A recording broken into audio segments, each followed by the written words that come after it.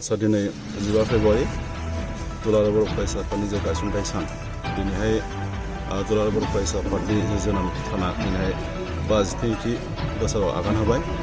दा जों मिथिगौ 1960 मायथाइनि दिनैनि सानाव दुलाराय बर' फरायसा आफादनि जोनोम होदों। बै समाव गायसनगिरि आफादगिरि मुगानि आगदारि बानेश्वर बसुमतारी लोगोसे मन्टेस्वर नार्जारी गाहाय नेहाथारि बिथांमोननि दैदेननायजों बै समाव दुलाराय बर' फरायसा आफादनि जोनोम जादों।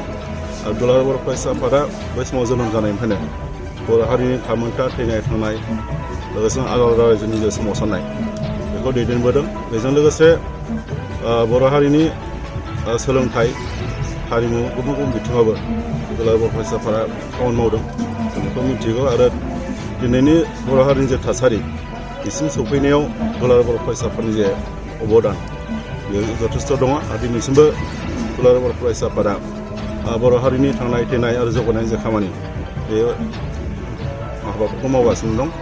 बेजों लोगोसे सोलोंथाइ जों मिथिगौ दुलाराय बर' फरायसा आफाद लोगोसेनो बर' थुनलाइ आफाद बे मोननै आफादा सोलोंथाइनि बिथिङावबो गोख्रोङै खामानि मावगासिनो दं। आरो दिनैहाय बुंनो थाङोब्ला बे मोननै आफादनि नाजानाय सेस्तानि गेजेरजोंनो दिनै बर' रावाबो एकर्डनि गेजेरजों BTC एकर्डनि गेजेरजों 90थि फारियाव सफैनो हादों। आरो लोगोसेनो थांनाय 2020नि 23 जानुवारिनि जे बिटिआर एकर्ड गोजोन बेनि गेजेरजों बर' रावा आसामनि सरकारि राव हिसाबै लोगो सरकारि राव हिसाबै गनायथि मोनबाय। दा जों मिथिगौ दिनैनि बर' हारिनि जे थासारिखौ नायोब्ला दिनै एसे जे गोजोन बे थासारियाव दिनै फैबाय। आरो बेजों लोगोसे जों बुंनो हायो देग्लायहाय जे आसामनि गोजौसिन बे साख्रिनि जे थिसनथाइ APSCनि बेलायावबो देग्लायहाय मोनसे बर' हारिनि गेजेराव मोनसे गोजोनथाव जे रादाब बेखौ लाबोना होफैदों।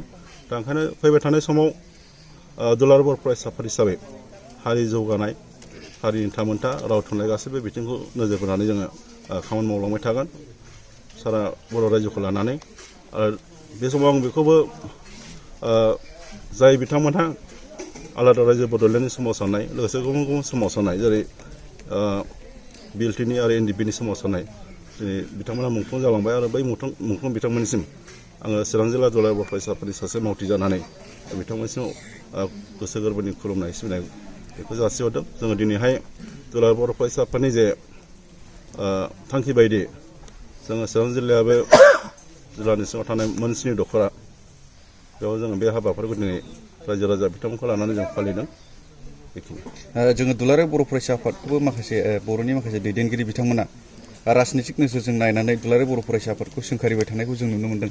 दा बिनि बेलायाव नोंथांबो बेथ' जोङो ससियेल मिडियाफ्राव नुबाय थादों। आरो जाय बिथांमोना दिनै दुलाराय बर' फरायसा आफाद लोगोसे दुलाराय बर' फरायसा आफादनि दैदेनगिरि बिथांखौ जाय बिथांमोना दिनै सोंखारिबाय थादों दा बिथांमोना जाय सोंखारिग्रा जों बिथांमोनखौबो सिनायगौ। बिथांमोना मा प्लेटफर्मनि जों बेखौबो मोजां मिथिगौ। दा बिथांमोना गावसिनि माखासे लाबालाबनि थाखाय दुलाराय बर' फरायसा आफादखौ जे सोंखारिनाय बे खामानिखौ मावबाय थादों।